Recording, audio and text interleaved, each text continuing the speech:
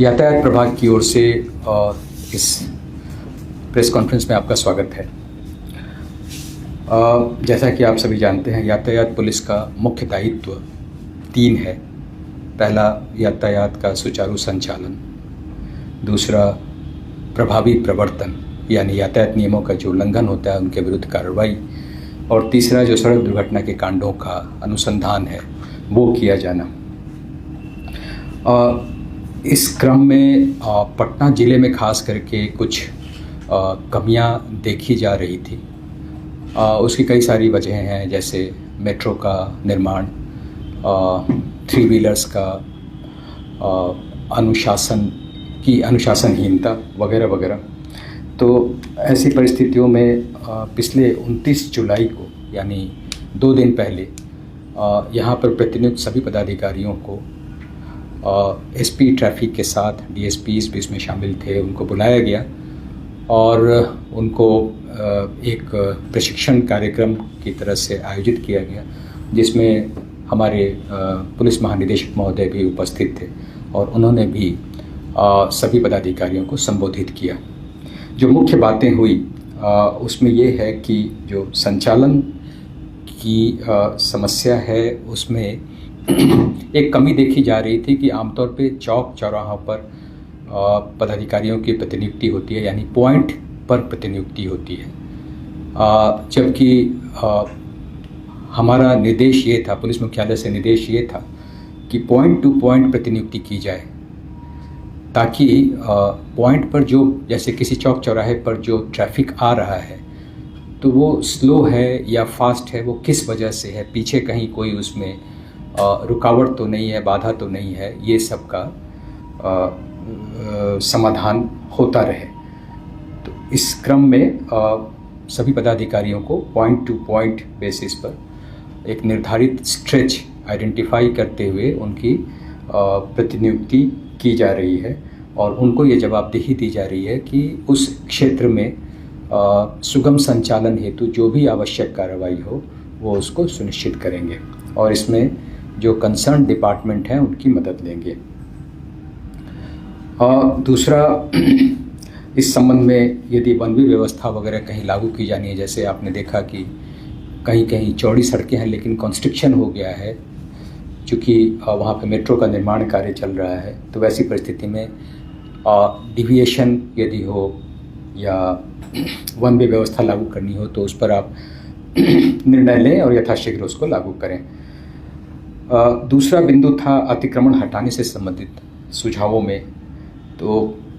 सभी मुख्य सड़कों पर ये कहने की आवश्यकता नहीं है कि जो या सार्वजनिक पार्किंग स्थल है, पटना नगर निगम वगैरह, तो जो नो वेंडर जोन है उनको अतिक्रमण मुक्त रखना बहुत आवश्यक है, ताकि जो सड़क की चौड़ाई है वो इस लायक हो कि उस पर जो वाहन का भार है वो आसानी से वहन हो सके। तो इसमें कई बार कई एजेंसियां इन्वॉल्व होती हैं, लेकिन अल्टीमेटली पुलिस के ऊपर सारा दारोमदार आ जाता है। तो उनको ये डायरेक्शन दिया गया है कि आप संबंधित जो समन्वय है पदाधिकारी के साथ या एजेंसी के साथ वो करते हुए इसको लागू करें और कम से कम रोको टोको की जो नीति है उस पर कायम हो। यदि कहीं कोई लगा लेता है तो उसको टोकें, कम से कम आपके पास यदि पर्याप्त बल नहीं है तो टोकें और फिर एजेंसीज को बुलाएं जो उसके लिए रिस्पॉन्सिबल हैं और उसके माध्यम से इस पर लगातार काम करें। ऐसा नहीं हो कि ये वन टाइम कोई अफेयर हो और फिर से वो आकर के लगा लें, इस तरह का नहीं होना चाहिए। तीसरा, हम लोगों ने बॉडी वॉर्न कैमरा सभी यातायात कर्मियों के लिए उपलब्ध कराया है। ये इस वजह से दिया गया है ताकि काम में जो उनका कार्य है या कर्तव्य संपादन है उसमें ट्रांसपेरेंसी आए और उनकी अकाउंटेबिलिटी जो है वो बनी रहे। तो इसलिए उनको कहा गया है कि हर हालत में आप ड्यूटी के दौरान बॉडी वॉर्न कैमरा ऑन अवस्था में पहनेंगे। इसके अलावा कुछ अन्य यातायात उपकरण हैं, जैसे रिफ्लेक्टिव जैकेट उनको दिया गया है, एलईडी बैटन दिया गया है, विसिल का उपयोग, हेलमेट आदि का उपयोग आदि करने के लिए उनको डायरेक्शन दिया गया है। और यह भी उन्हें बताया गया है कि साहब, यदि कैमरा आपका बंद होता है किसी वजह से और उस अवधि में कोई आरोप आपके ऊपर लगता है तो जो जो अपनी सफाई का ओनस है वो आप पर ट्रांसफ़र हो जाएगा, आप पर स्थानांतरित हो जाएगा और आपको ये माना जाएगा कि जो आरोप है वो सही है यदि आपका कैमरा ऑफ है तो इसलिए आवश्यक है कि आप हर हालत में बॉडी वर्न कैमरा को ऑन अवस्था में ड्यूटी के दौरान रखें। जो चौथा बिंदु है वो है प्रवर्तन से संबंधित। इसमें उनको स्पष्ट रूप से बताया गया है कि केवल सब इंस्पेक्टर या ऊपर के रैंक के पदाधिकारी ही प्रवर्तन करने के लिए अधिकृत हैं। इसलिए किसी भी परिस्थिति में, मैं दोबारा रिपीट करता हूँ, किसी भी परिस्थिति में कोई अन्य रैंक का पदाधिकारी जैसे सिपाही हो या हवलदार हो या एएसआई हो, उसको ये काम नहीं करना है। इस तरह की शिकायतें बार बार आ रही थी और इसलिए उनको बहुत अच्छे से ये बात समझाया गया है कि उनका काम, जो नीचे के रैंक है, उनका काम केवल रेगुलेशन है और वो प्रवर्तन में कभी भी शामिल यदि पाए जाते हैं तो इस संबंध में उनके विरुद्ध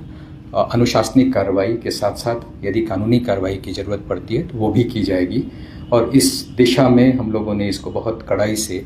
अनुपालन के लिए अपने यहाँ से मुख्यालय के स्तर से भी डिकॉय जांच दल उसको निकालने का निर्णय लिया है ताकि इस तरह की जो शिकायत है उस पर पूर्ण विराम लग सके। उनको ये भी डायरेक्शन दिया गया है कि डिजी लॉकर के माध्यम से यदि इलेक्ट्रॉनिक दस्तावेज दिखाए जाते हैं तो उनको भी प्रॉपर मान्यता दी जाए। इसके अलावा जो पर्यवेक्षी रैंक के पदाधिकारी हैं, जैसे इंस्पेक्टर हुए या डीएसपी रैंक के पदाधिकारी हुए या एसपी हुए, उनको भी कतिपय डायरेक्शन दिए गए हैं। खास करके जो हमारे कर्मी हैं उनकी वर्दी वगैरह सही तरीके से हो, ड्यूटी पर अलर्टनेस हो। आमतौर पे जो है वो एक जगह कहीं कहीं गप करते दिखाई देते हैं या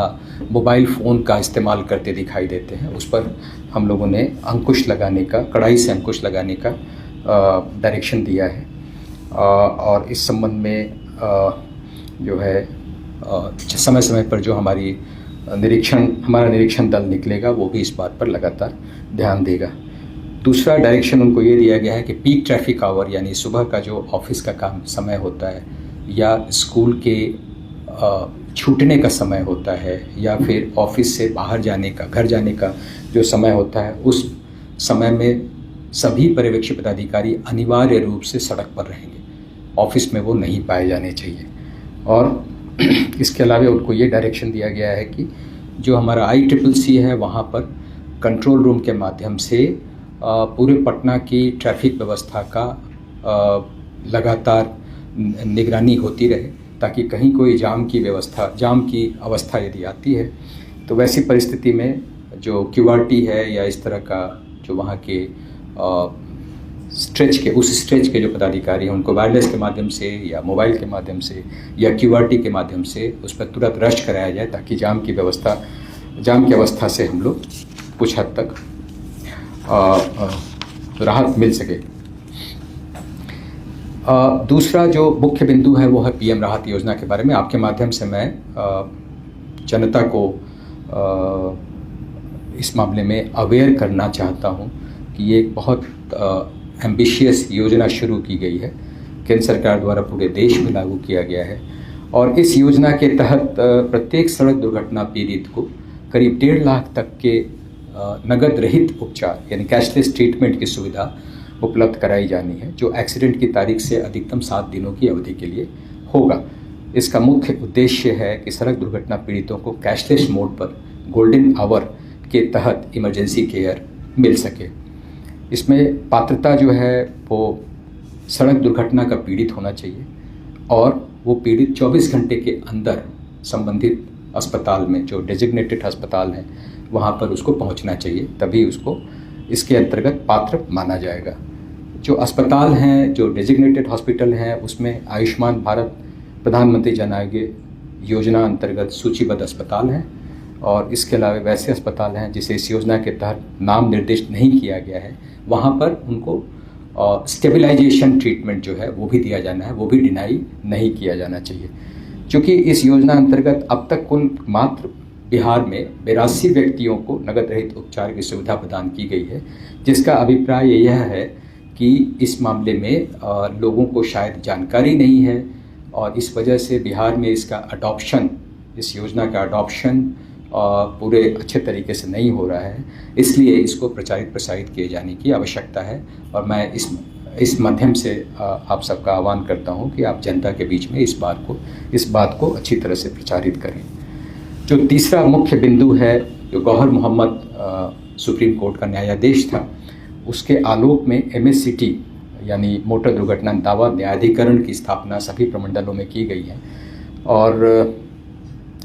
उसका अच्छा परिणाम सामने आ रहा है। अब तक करीब 3,337 मामलों में मुआवजा भुगतान का आदेश दिया गया है और मुआवजे की राशि जो है वो करीब 28,068 लाख रुपए है। कुल मामले जिसमें मुआवजा भुगतान किया गया उसमें से 3,337 में से 1,972 हैं और भुगतान की गई राशि है 19,103 लाख रुपए। तो इस प्रकार इस मामले में कुछ अच्छी प्रगति हुई है। जहां पहले इन मामलों में दावा भुगतान के मामलों में काफ़ी वर्ष का लंबा समय लगता था, अब ये 6 महीने के अंदर आमतौर पे दावा भुगतान की कार्रवाई की जा रही है और इस बारे में भी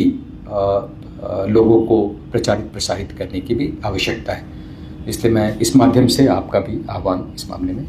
सहयोग के लिए करता हूँ।